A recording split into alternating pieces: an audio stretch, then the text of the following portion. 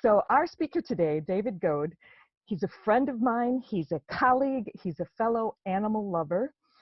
He actually fosters German Shepherds with his wife so that they can get adopted by appropriate families. David, do you have two now, or are you still only with one? Because you just had one adopted. That's awesome. So David, what I really love about him as a video coach is that he really promotes self-produced video.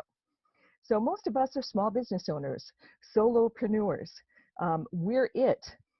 And so if we can't, if we don't feel like we want to hire somebody professionally, how can we do things very conveniently from home with a minimum of equipment? David has been a professional speaker and a coach for years, helping business people with presentation skills, with speaking skills, and verbal communication of all different kinds. So it is my great pleasure to introduce David Gould as our speaker today. That's right. Give me the sign language applause. Woo! I was teaching a workshop last week, and it was 12 participants. It was how to be a better public speaker. And one of the participants showed up in his car on the Zoom meeting, sitting behind the steering wheel. And I just had to call it out. I said, now, we're going to be talking about body language and movement, and I see that you're in your car. Is there another place where you might want to log into the meeting? And he just gave a heavy sigh and said, this is the only quiet place I can find. And isn't that what's happening right now? We have all been forced into a new abnormal, and I just want to show you in terms of full disclosure, here's an image of my home. I'll share the real deal. I've managed to carve out a little quiet place for myself, and of course, we have all the canned food and canned water that we need. And so, Angela, are you seeing the share okay? All right, nodding your heads. Just making sure. I'm just seeing your main page there. Maybe it's just me. Still the intro slide only. Yeah, it's the title slide. Thank you. We're going to correct that before we move any further.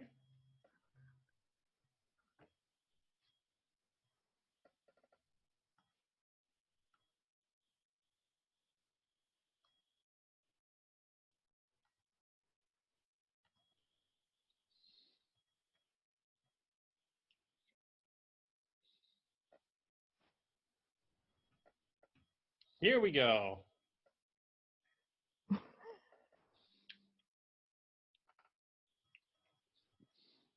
I'm seeing your slide. Okay, I'm going to change now. It's always a helpful person in the bunch who's willing to tell you when something is wrong. I appreciate that. This is a very helpful bunch. Okay, and so and one of the things that I teach is that you have to kind of overcome difficulties sometimes, especially in a live broadcast like this is. So I'm going to advance my slide now, and you'll see the punchline to the joke that I told earlier. Do you now see my home? There we go. It's one of those difficult things about presenting live is you can't always hear the audience and know whether something's resonating or not. But yeah, this is my new abnormal, hanging out here in an undisclosed bunker somewhere near Lodi, California. But I just acknowledge that all of you are helping yourselves by joining in these online meetings. I know it's really not easy, and it's nothing like being in person. But I think we're all figuring out now that the world is going to become a hybrid world. There's going to be physical presence and online presence, and the two are going to be coming together. So I'm happy to come today. Angela, thank you so much for that introduction. And what we'll be covering in the next 45 minutes or so is why video's value. Now, some of you already know this and are doing it. Some people have been resistant to using it. So I'm going to go over what that value really is, 7 types of video that I use in my business and I'd recommend that you use as well. Then I'm going to drill into just a couple of those types, the case study and the explainer video. and we will be going over lots of self-production tips. Shelly did a fantastic job of covering some of the ground that I was going to cover. So it'll be a quick reinforcement of some of the things that she said. And then we're going to do some live coaching. Something that I do in workshops is to have people get on camera, try it out, get some love, get some helpful tips for improving, and so that you can get over maybe the fear of starting or be able to get your game from good to great. So at any time right now, if you could use the chat, I see this group is already well trained on how to use Zoom. So if there are any questions you have along the way, go ahead and queue that up right into the chat, and I'll be sure to get it before the end of the session at the end.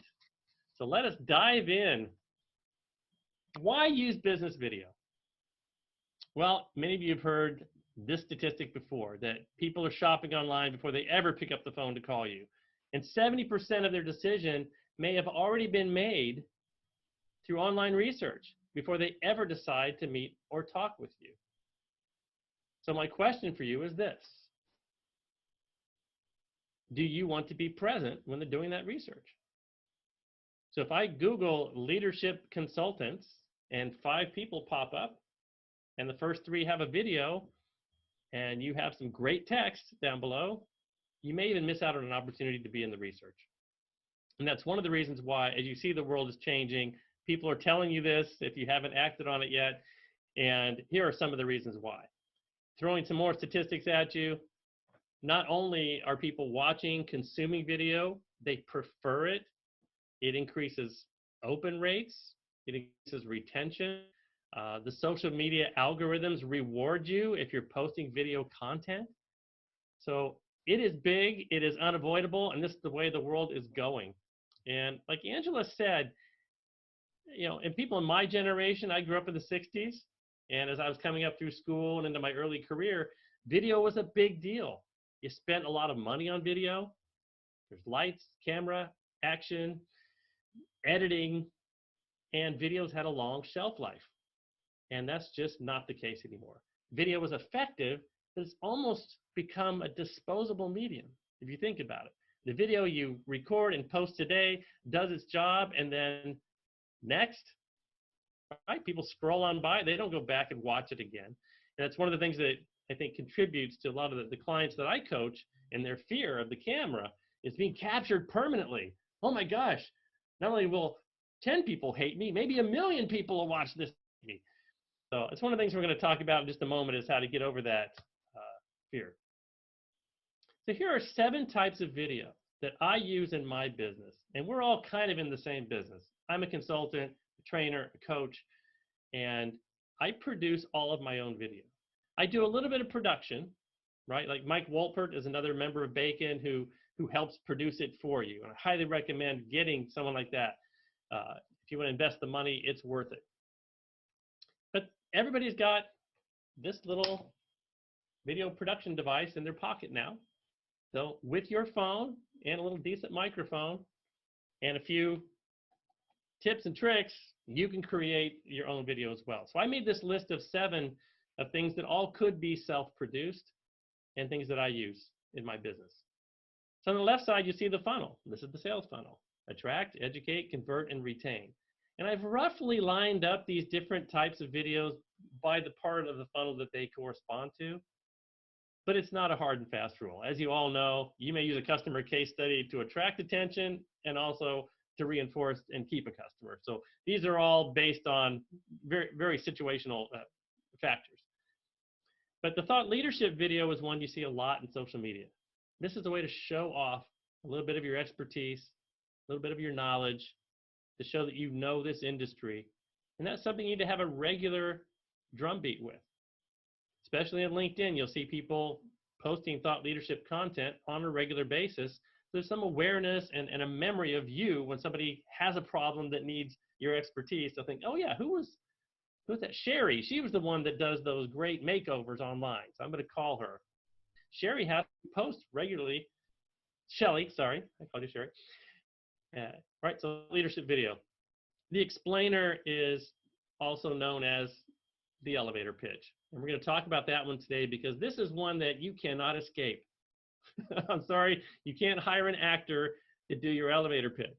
This is where if clients are shopping, they want you. They want to see you. They want to see if you're relevant, believable, enthusiastic.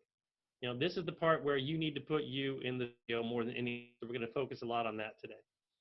The next one is the promo. Maybe a short video, 30 seconds, that's promoting an upcoming campaign or an event or free offer. And this is literally a 30-second spot. Doesn't even have to be all the way to 60 seconds. But recording short little promo videos really helps in the attraction phase. Customer case study. This is the one that's probably, I'd say, has the most value and is probably the hardest to capture, right? Because you have to have somebody else involved. You can retell your customer story in writing, in a written case study. You can also retell your customer story on a video. But it's better to have them say it, you know, right from the horse's mouth. And so we'll talk a little bit about case study videos. The how-to and the demo are similar. How-to is more about, you know, here's the process I go through. And this is when someone's now thinking about hiring you, but they want to know, how do you work? What are the steps? What's the scope? Who else is on the team? This kind of gets into process and giving them a little more information about how you work and why it's so awesome. And then the demo video depends on the product. For those of you who have maybe an online community or an online course or some other specific app or product, it's a proof of concept. Record a quick demo, show them a video, here are the highlights, here are the features, here are the benefits, and super common, of course, with technology. You know. And to answer Craig's question, yes, there is a slide deck available for this. Even better, they're recording this whole thing, so you'll be able to capture this.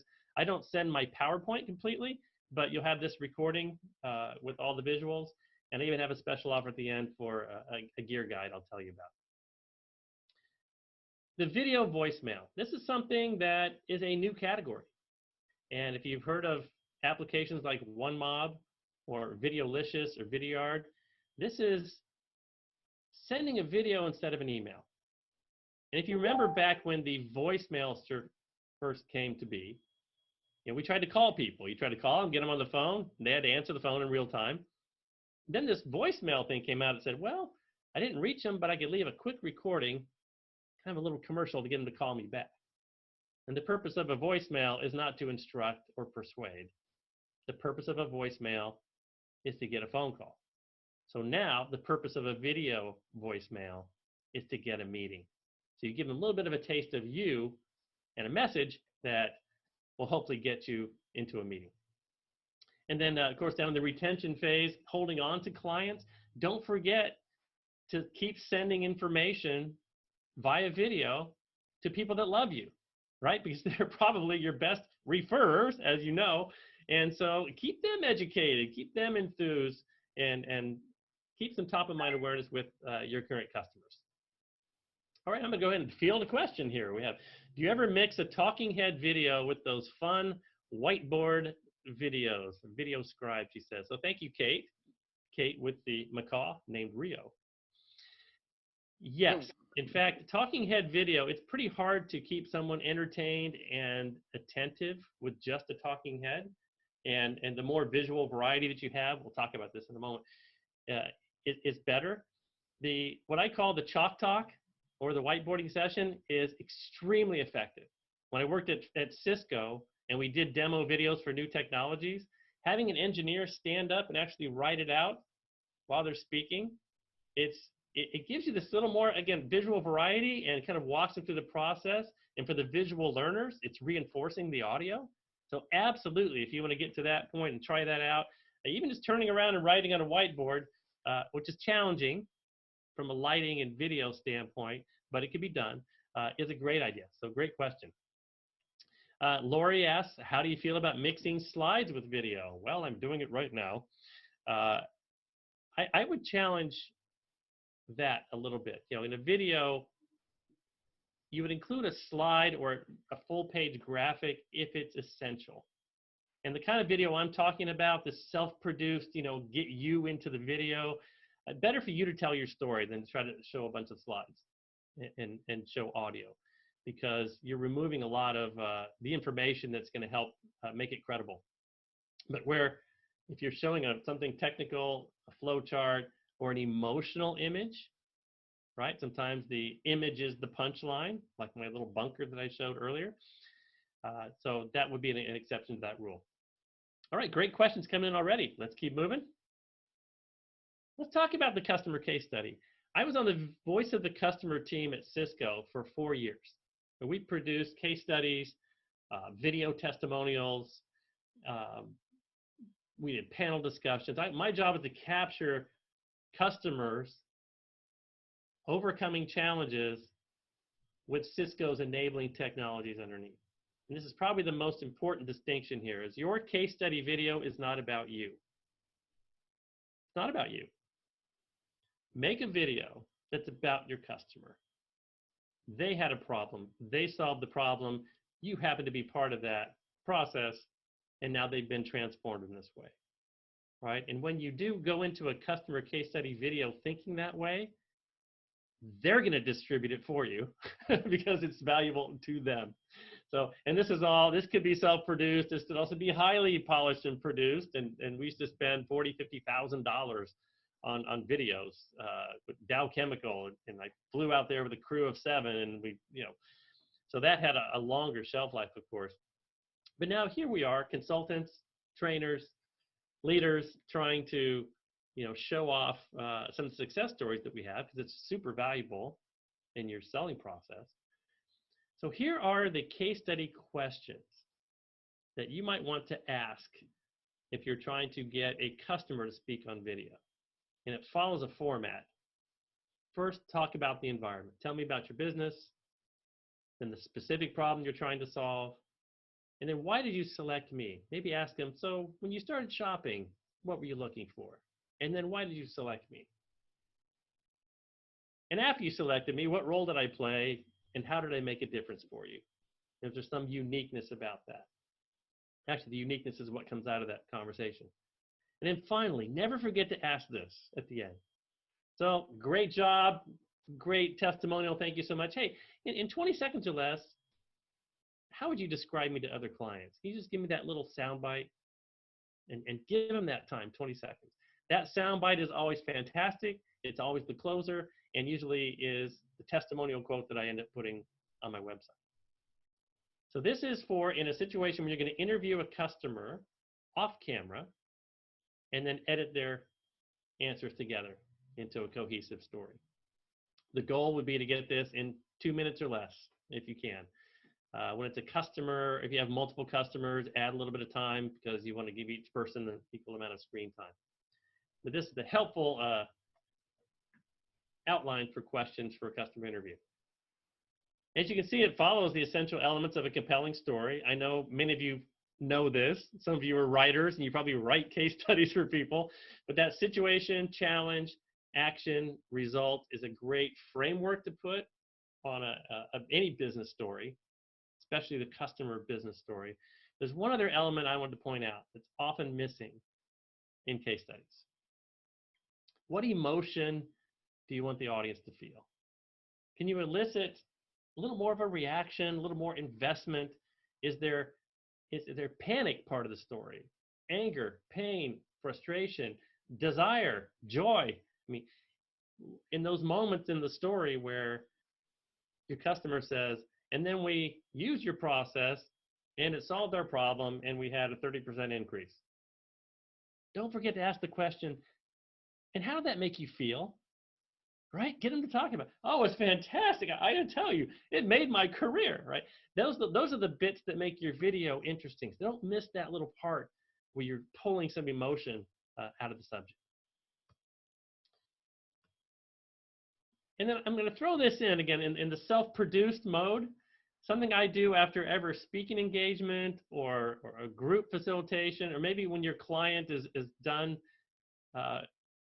gone through your whole service and your process, and they're done and they're happy. They say, hey, thanks, that really worked for us. Pull out your phone. Say, would you mind speaking on camera just for 60 seconds or so, and say that so that I can use it? In that moment, the little honeymoon, when they're happy, you just solved their problem. They're usually willing to do it. And before you roll the camera, do a quick little preparation pre-interview and ask them, tell me what you loved, and then what specific business problem got solved. And this is an example of someone that hired me to speak in Indianapolis, and it's just 1 minute long, and it's fantastic. He goes, hey, you hit it, you energized their group, everything was great. And then I asked him that second question that said, what specifically? He says, well, I think when you got to that one part, that one challenge, that's the part that was the turning point and made the difference, right? So start collecting these. They may not always be great, but 1 or 2 takes, usually people have the patience for that, and highly recommend doing this immediately after when the emotion is still there. All right, here we go, the explainer video. So this is what we're going to be focused on today. We're going to do some live coaching with a couple of you, just a few moments. This is a 60 to 90 second elevator pitch. It can be longer, it can be shorter, but this is kind of an ideal length, I think.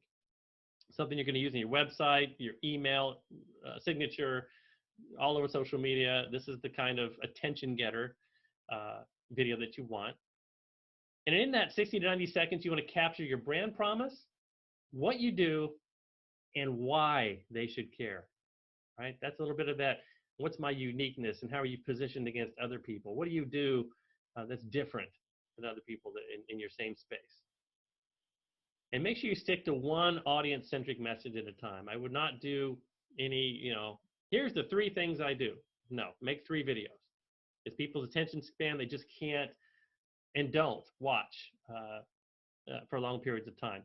The company Vidyard did a study on business video. That's what they do. And they found that there were 3 places where people bailed out of a video. There's 3 little spikes in the data that showed after 1 second, people would start a video and then cancel after 1 second.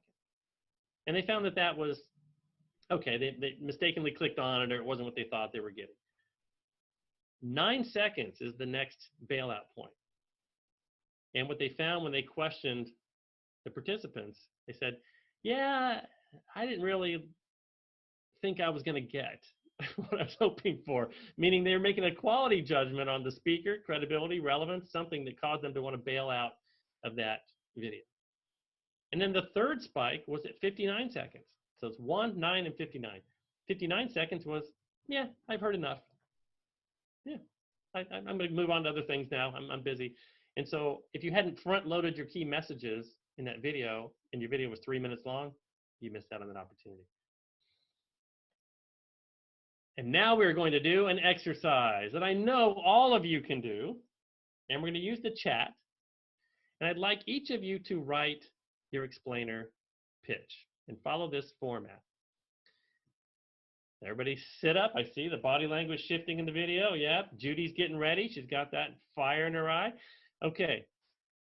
I'd like you to write something that takes about 60 to 90 seconds to speak out loud. Start with an attention getter. Maybe it's a question. Are you struggling? Are you hoping? Are you, right? State the situation.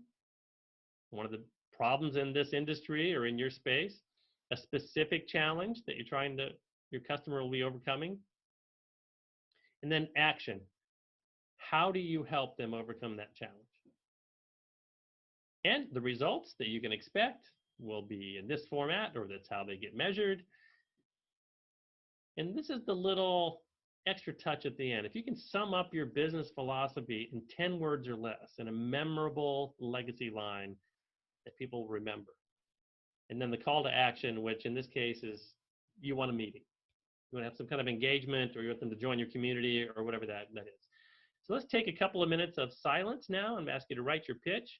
When it's done, I want you to post it in chat. That's right.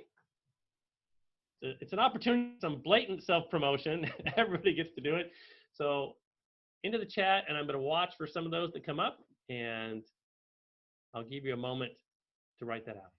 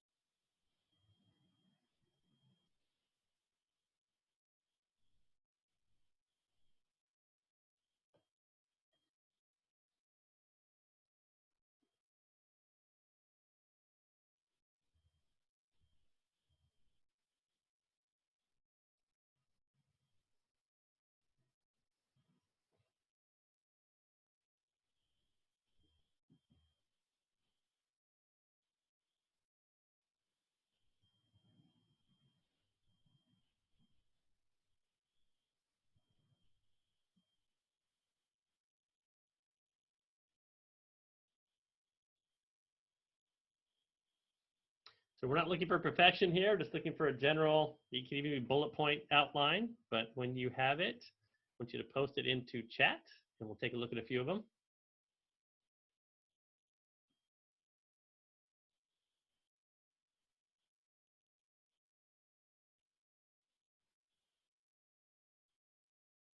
At the bottom of the participant list, there is a group of feedback buttons. So when you have completed it, give me a green check for yes. If you're done, but you don't want to share it in chat, that's okay, but give me a green check to show that you have got her done.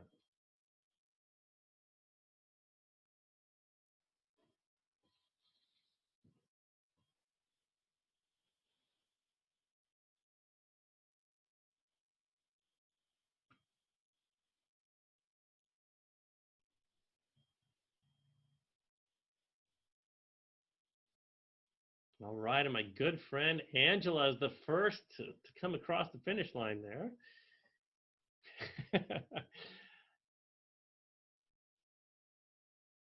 All right, are you having trouble reaching your potential clients during this interesting time? Shifting your business online takes strategy and intention. Instead of struggling, get the coaching and support you need. Build relationships on LinkedIn with ease and confidence. Join my 10-day LinkedIn challenge. Wow, that's good. I actually read it in about 18 seconds. So Angela has an outline there. She has a little room to add some more emotion. So Angela, in that script, that part of the struggle, you might add something about what are specifically struggling. Like, is there an example? In fact, I was just working with a client who was struggling with this. She was trying to do this and instead asked me for help. After we worked together, she found that she was able to do this, right? So you can put a little more of that process in the middle there. I know you were using shorthand, but that's excellent. And then join my 10-day LinkedIn challenge. And usually I kind of point to, see the information in the description down below. Like, you're really trying to get some action and tell them specifically one thing to do. Fantastic. Let's look at TED Trip Tour Systems. Wow, that's a lot of alliteration, Ted.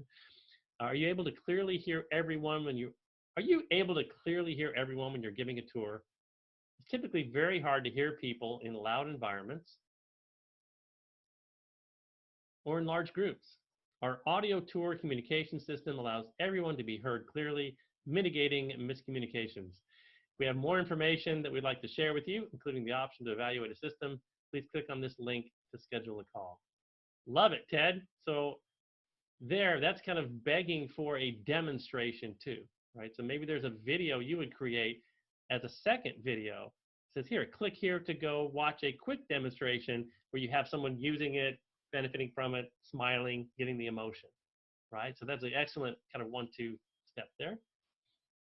Let's look at Kathleen Zemansky. Just gonna look at a couple of these.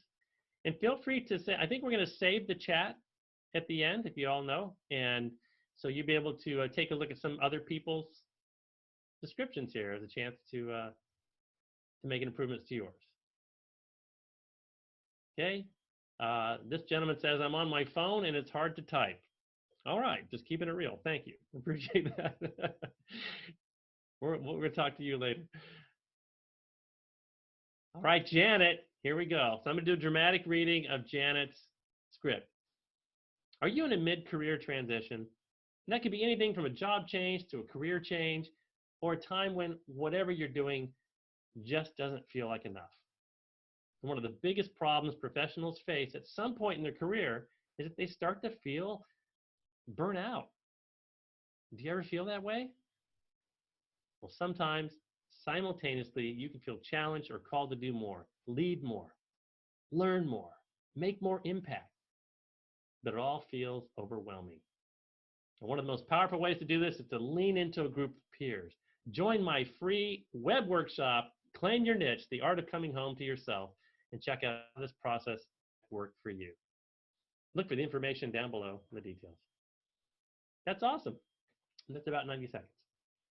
All right, so everybody hang on to this, and we're going to go now through some tips and tricks rather quickly. And I'll tell you why it's going to go quickly, because Shelly already did part of my job for me earlier. So thank you, Shelly. And I'll give you a couple other slight differences here, but I'll go very quickly through. And this is part of, I think, overcoming that fear of getting going. Because you are a little hesitant to, well, let's just go into it. Let's cover the elephant in the room. What is the elephant in the room? Camera fright is 10 times worse than stage fright. I've got to tell you, I have worked with some people who are great on stage. Great on stage. Walk around, confident, gesturing, speaking, and you sit them down in a chair, and that little red light goes on, and they're like, fall apart. What is it? What is it that causes you to feel differently when you're on camera than when you're on stage? And I touched on it a little bit earlier before. I think it's because that fear of the unknown, the uncertainty of not knowing who's looking at you, and it raises the bar on how perfect I need to be, and how polished I need to be, and how scripted I need to be. And all of those things, perfect, polished, and scripted, actually destroy your credibility. That's right. Today, people love it more when you're vulnerable, human, real, raw, rough. Right? So I want you to get into that mindset today. In the chat, I want you to give me a threat level color for you. If somebody asks you to create a video, how many of you are like eager to do it? You would be in the green threat level, not much risk at all. You just say, yeah, I'll do it, jumping right on it. And then how many of you feel a little anxiety when somebody asks you to do a video or present live on a Zoom call like this? But you go ahead and do it, and you suffer through it, but you get it done because you know it's good for your business. That would be yellow. And then red would be somebody asks you to do a video, and you find every reason not to do it, to escape. You just don't want to go there. You have a guttural physical reaction that you hate it. So green, yellow, and red. I want you to go into the chat now and tell me what color you are.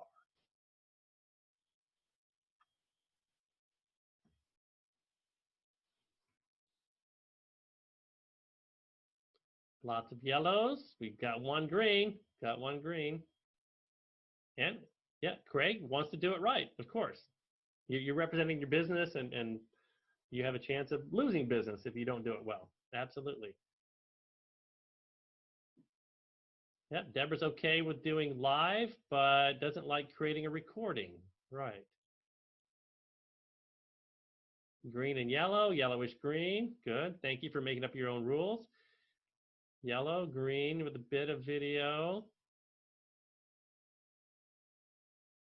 Good. There's actually a fairly courageous group from what I see so far. Janet worked with Mike Wolpert. Some of them made her comfortable, right? So I do coaching like that. Mike does coaching. If you work with somebody else, it can help you get comfortable in telling your story and looking and sounding your best. That's a big help. Fantastic. So what I've found whenever I survey groups, it's usually 10% love it in the green, 10% hate it in the red, and everybody else is somewhere in the middle, right? Depending on the situation and how desperate they are for business or whether they have help or not. There's all those different reasons. But my challenge for you today is if you're in that red category, just go from red to yellow. Just go from red to yellow. And if you're yellow, let's get from yellow to green. And if you're already green, I don't know, get to like super fluorescent green or something. But that's what we're talking about here. And really the audiences today, especially in younger audiences and millennials, they have a distrust for highly polished and perfect. It's like, oh, some marketing person wrote that script, and it's like, blah, blah, blah, right? But if you come on real with a macaw on your shoulder and say, I'm here, I'm struggling, but I want to help you. I mean, the documentary style seems to work so well in social versus the polished production style. There's a place for everything, and the bigger your company is, and you want to look bigger than you are, but There's an advantage to being rough and ready. So let's talk about that for a second. What are the trade-offs, really, between speaking live and speaking on camera? Well, I'd much rather be in scenario A, right? I think everybody in this call would rather be face-to-face. Why? Because of all the information you get back. They can base you and get every part of you, but you get to look in their eyes and see if they're tracking with you or not. You feel the energy. You can even see out of the corner of your eye if someone's fallen asleep. You can even see the other corner of your eye if they're giving you the evil eye and they don't like you. There's just more available. And now we've been reduced to this other picture, scenario B, where everyone's individually sequestered and isolated, and there is no group energy. It's hard to feel the group energy. But what have we gained? First person to put it in chat wins a no prize. What's the biggest benefit of this distributed remote communication?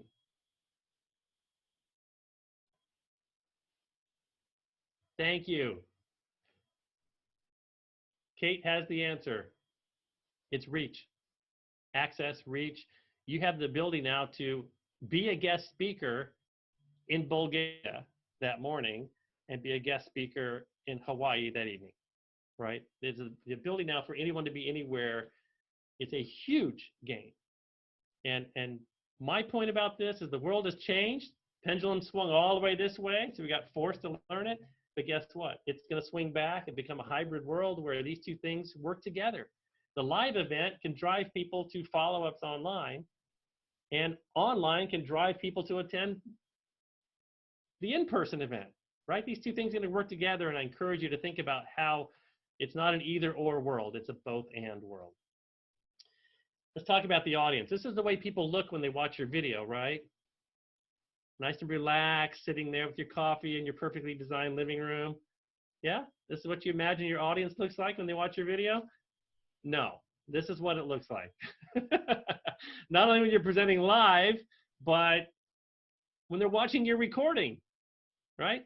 They may be watching recording on their phone, on a train, with their headphones falling out, and somebody bumping into them, right? There's just so much going on when people are consuming the content remotely.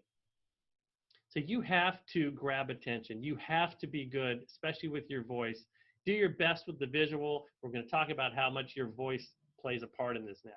This is the great graphic. I love you. You may have seen this before. It's how many other things people are doing while they're in a meeting. In fact, some of you, I'm sure, are doing this right now.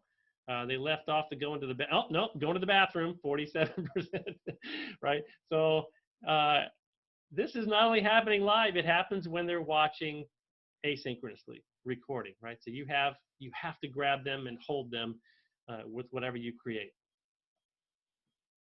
So what does the audience really lose, right? If they see you speaking on stage versus see you on video, what are they losing? About that much, right? All the body language beyond the frame, the movement on stage, the proximity of moving close into the audience, looking in their eyes. And so when you reduce to that little frame, you've got to maximize the frame. But what do you still have to work with?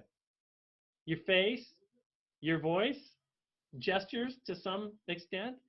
So you've got to maximize those to make up for the fact that they've lost all of that other stuff.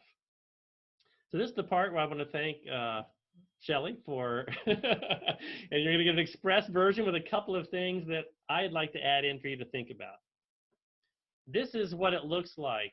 She described the camera angle. So everybody today looks pretty good, but if the audience can see your ceiling or your floor, your camera's not at eye level.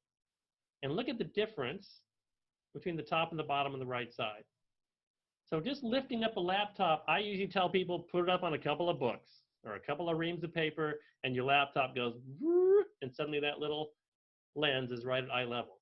So right now, I'd like you all, if you're using a laptop or a phone, take your finger and find your lens. Everybody do it. Find the little black hole. See your finger right there? Wow, that's the snapshot I should have took right there. That's pretty fantastic. You all have freakishly large fingers. That's the little black hole you want to look into if you're trying to connect. And if it's at eye level, it's comfortable. It's as if we were sitting across the table from each other. Framing. Here's our little Brady brunch. Are they framed well? No, they look like this. It's freakishly large. It's like if we were in a room together and I was in your face talking to you. It's disturbing to people. So give it a little air. Comfortable framing. You can try this trick of putting your hand on top of your head. And if your pinky's touching the top of the frame, that's pretty good. This is a rough rule of thumb or rule of pinky. And what I like to preach is look at the news anchors. How do they frame up news anchors? Cameras at eye level. They've got enough comfortable distances as if you're having coffee with them, right? And usually they'll sit with their hands on the table. Occasionally they'll do a little gesture, you know, but I say get your hands into the action if you like to talk that way. This is for my friend Mike. Looks like he found the landscape again. The human eye is made to look left and right. This goes all the way back from, you know, scanning for threats, not as much as the up and down. And they make widescreen movies for a reason. So any videographer will tell you, you want wide and not tall. And it's just, again, you're trying to eliminate disturbing distractions and things that, that people might experience. Here's what I do when I find that little camera lens. If you remember the 3-ring binders, who's old enough to remember 3-ring binders? Okay. They made these little hole protectors. It's like a stick-on thing that keeps the paper from ripping out. They still make them to this day. So if you go to Staples, buy the yellow ones, and it perfectly fits around your camera lens. And I put one on the back of my phone and on my laptop. So it gives me a target. I always know where that little black hole is in the middle of the black. Or just take a corner of a sticky note. I love Kelly's trick there too of putting sticky notes on your lights as well. And on the right side is a camera called the Razer Kaio. It's a gaming camera that I use. It has a circle ring light built into it.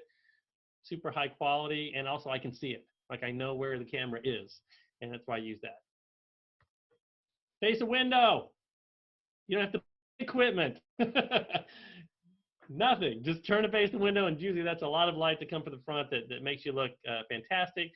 If you want to get a little fancier, I specialize in using the cheapest, most portable stuff. You don't have to have a lot of expensive studio gear. This is called the social light. Holds your phone. Light, clamps on, it's got USB power, and you'll look just like the teenagers on that phone if you use it. Oh, isn't that fantastic? These are the BACN influencers. So by the way, I have a gear guide that one of the offers today is to do a little home studio tune-up, kind of like what Shelly does, but more focused on the lighting and sound and equipment. And I actually would like to talk to Shelly about the stylist part of that. And it has all the prices, links, and everything. So if you want to schedule one of those tune-ups with me, I'd be happy to send the gear guide after we. You want to look like this guy and not this one, right? There's one guy in this room, look at, I'm here, I'm ready, I'm engaged.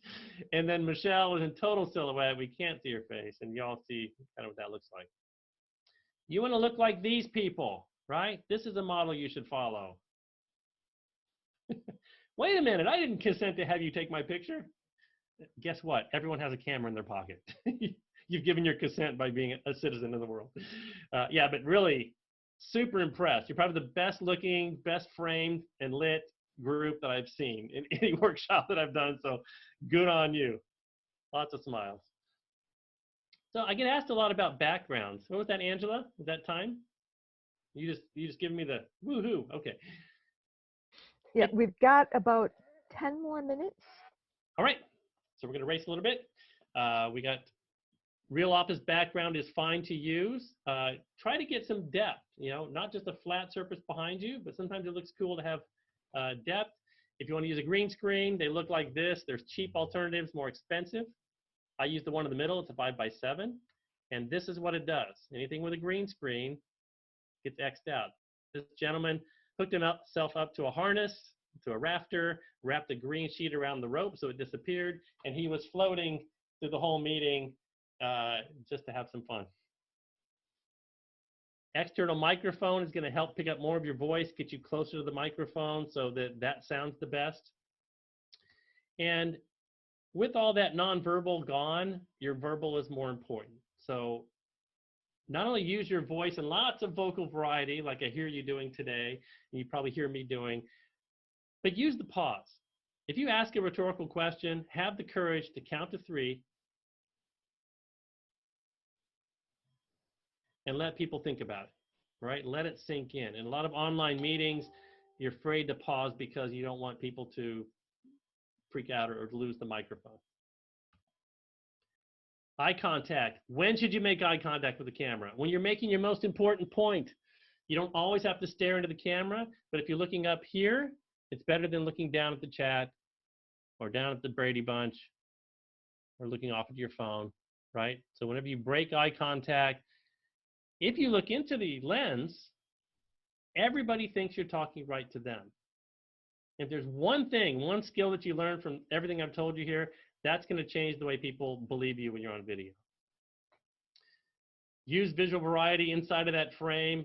In a TED Talk research, they showed that 2 similar talks, one of them got thousands of views and one of them got a few hundred, and the difference was gestures.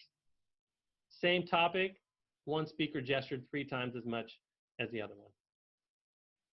So here's some examples, and I'm going to send these afterwards so you can take a look. Let's just share one of them here. I want you to see an example.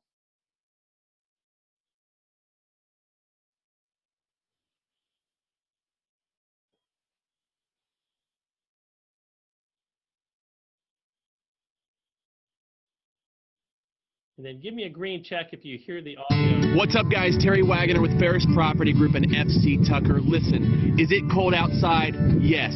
Can you hear the wind whipping into the microphone of the camera? Yes. Am I freezing right now? I can't feel my hands.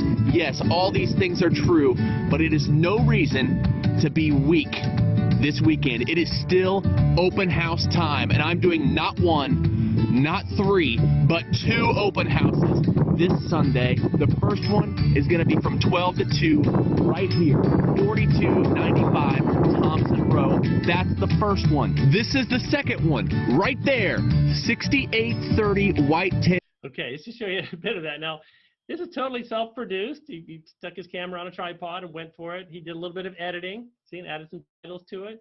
But this got over 7,000 views. Why? Because he was funny. He was being himself. He has that level of polish where he at least has some stand-up comedy timing. You can feel he's done that before. So let's show you another example, also from real estate. It's self-produced video. Posted in Facebook. It was originally a Facebook Live, and the recording's still there. And Janet got 400 views with this one. Everybody, it's Janet Anderson from Janet Anderson and Associates at Keller Williams, and I'm so excited to present 1465 Alpine Court. We're here today until 5 o'clock, and then we're here tomorrow from 11 to 2. And I am so excited because I'm here with Charles Sterney from Fairway Lending. Do you want me to turn this over to you? Let me turn that over to you. Hey guys. Oh, great. Yeah, I can see you. You can see it. Happy St. Patrick's Day. We are excited. I know the rain's out, but we're here. We're ready to show you this wonderful house.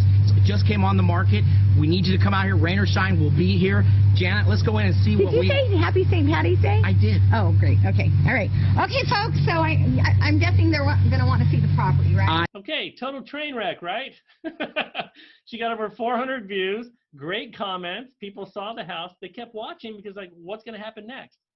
It looked a little bit like the Blair Witch Project, you know, with the camera going around, but she communicated and it worked. And I'm going to challenge you to do things that are just raw and real and in the moment because you get rewarded for that. All right, so we're going to play. I'm not going to play the other couple of examples in the interest of time. I want to point out something that Angela and I did, my little David Gould show, which is on YouTube. I just interviewed her on Zoom. I used the gallery view and recorded it, 0 editing, and just posted it on LinkedIn. And I think it has up 600, 700 views so far. So here's how easy it was.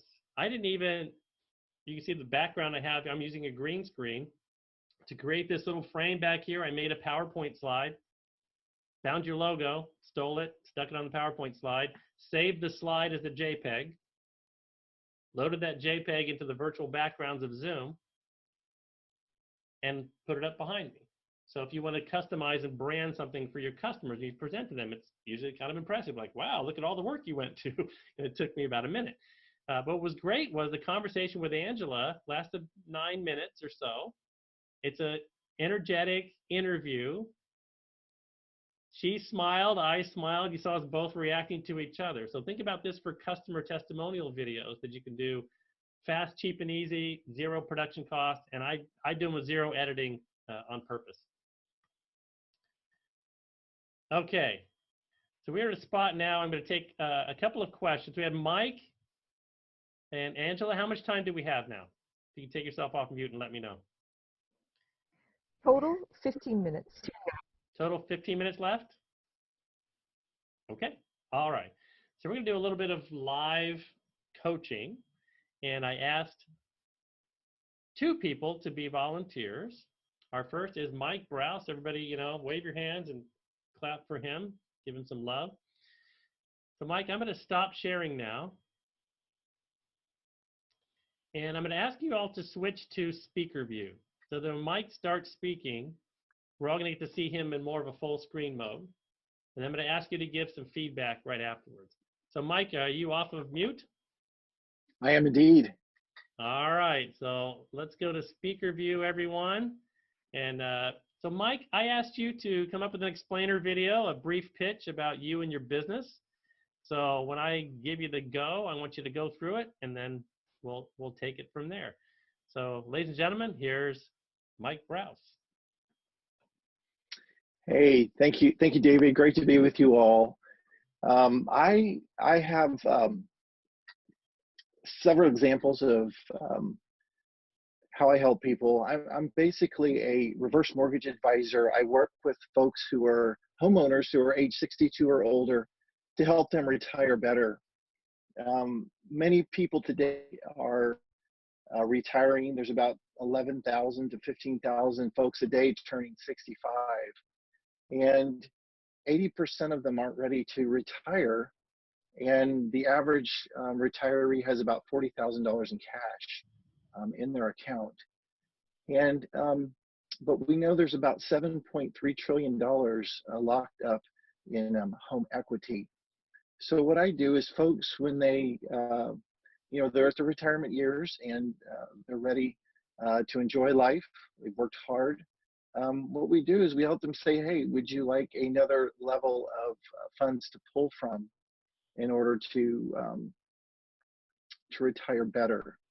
And so that's kind of what I do. And several years ago, I helped my mother-in-law.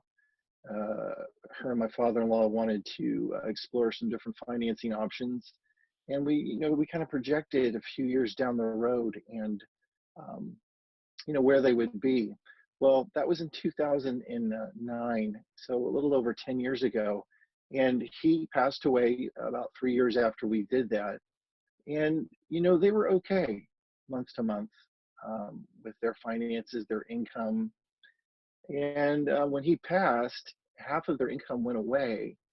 And this reverse mortgage literally allowed her to stay in her home and still enjoy the quality of life that she was used to enjoying. So I felt really good about that. People say, well, what advice would you give your mother-in-law? And I say, well, as a matter of fact, I actually did give this advice to my mother-in-law, and she's forever grateful for it. She's 86, 87, and she doesn't have to worry about a mortgage payment, and she knows that she will be in this home until she goes on. So that's kind of how I help people. And if you run into somebody, we all have parents. Some of them are still alive, some of them aren't. Or we all know financial planners or estate planners or retirement specialists who work with folks. And maybe some of you on the call have a audience of folks or customers that are aging, that are homeowners that could use some of this advice. I would say I'd love to do a one-on-one Zoom call with you and discover how we might help some of the people that you know figure out this part of their retirement. All right. Big round of applause for Mike Browse. Woo! All right, Mike. So we're going to get some love from the crowd here. So this is called 20-second feedback. So you can take yourself off of mute and tell Mike something you loved about his explainer pitch. I felt the emotion of it, the storytelling and the emotion really came through beautifully. Really like that. Yeah, he even reflected in his face, right? He smiled when he talked about his mother, right? Who else? What did you love? Great presence. He was present. Present, like he felt real, like it's authentic. Yes. Fantastic. I think A personal story. The personal story in the middle. That was very effective. Judy? He felt to me, I mean, I felt like I was talking to him across the room. He was there. He, stayed connected, and he wasn't worried about himself. He was sharing information because he wanted to help other people, and I got it. Right. It felt conversational, not like he's giving a speech or he's putting on some kind of an act of who I'm supposed to be. Like, I'm just Mike. This is what I do. This is how I help. I agree with that. He personalized it. What's that, Christine? He personalized it? He personalized it, yes. Fantastic. Yes. Who else? So he got my attention right at the beginning when he said that the beginning of the story was about retirees with only $40,000 in the bank. And I look at this like, oh, wow, that's horrible. And then he comes up with a solution right away. Like there is, $7 trillion that's stock in equity. So I thought it was beautiful. The story was right there. An attention-getting statistic. So let's jump off from that point right now. And maybe, Mike, you have a couple of choices, I'd say. At the beginning of this video, you could start with the warm emotion or start with a little bit of the fear. There's always some risk. What Tony just said about that startling statistic, that could be the first thing out of your mouth, right? Did you know over 40% of retirees aren't prepared? Hi, I'm Mike Browse, and I'll help you retire better. Here's how I do it. Right, so that kind of a little opening, that's your first 10-second opening where you either make it or break it. Remember we talked about people viewing will say, am I going to get something valuable from this? Do I believe this guy? You already got the believability. You came across great with your conversational tone and all of that. So now I would think about it as you script it is what do you want to start with? How quickly can you get them through the story and get to that call to action? So how many of you raise your hand if you thought it was just a little bit too long? Okay, maybe half the people, right? And that's okay. That's really common. The first take is always too long. Even my first takes are always too long. By the way, Angela and I did didn't we do a first take that was like 14 minutes? And then the second take was 9 minutes. Yeah, and it was perfect, and you didn't record. Right, right. Throw away the first take. But I think it takes that to get comfortable on camera, get your story out, and then watch it back and say, oh yeah, I could tighten that up and I can move that part to the beginning. How else could Mike have started that and made it really effective? Anyone else have a recommendation for how he might have started? I really like I would have liked to hear the story about his mother-in-law first. Yeah. Mm-hmm.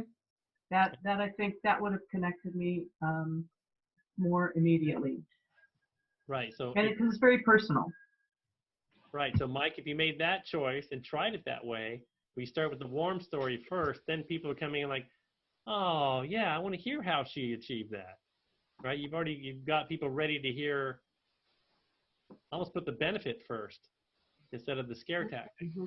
And the scare tactic sometimes is an attention getter depending on, like a lot of financial services videos you see start that way. Like the industry's doing this and everything's torn apart. I can rescue you. But if you change that, it's a little more subtle to start with the warm story. So I like that idea. Anybody else have something else that you would offer Mike to make his story even better? I think it might have been helpful also as an option to start with a question. Do you know someone who's, who's older and you're concerned about their cash flow? Do you have an older family member or neighbor, or are you of that age? Just sort of have you been thinking of this, and then launching into all of that wonderful content. Yes, I totally agree. So Mike, I'm going to give you one more thing I noticed, a note that I took. You switched from the we language to the you language, back and forth. And near the end, you were saying do you, like when you got to the call to action. But I want you to think about one of your customers. Think about someone that you really helped recently, and the kind of customer you'd like to have again, other people that fit that. Does somebody come to mind?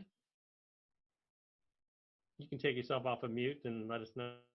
Who's an ideal customer for you? I'm working with a different set of folks right now. Some folks are have enough money, they're fine, but they see what happened in the stock market and they want to create a cushion.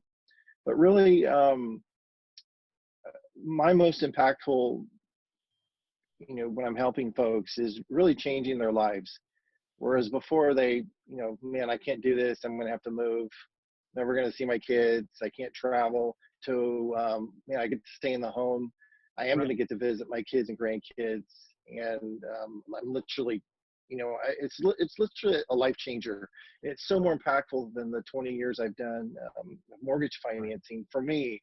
Not just working with millennial first-time home buyers, because that's not what I'm doing anymore. I'm working with folks who are at their golden years, and there's very specific things they want to do, and that's where I get the most fulfillment, is helping them realize those dreams. So I'd like you to pick one of those people. Just pick one. I just want you to visualize a single person whose life you changed recently. Just pick one. Do you have a name? She passed. Okay, let's pick someone who didn't pass. You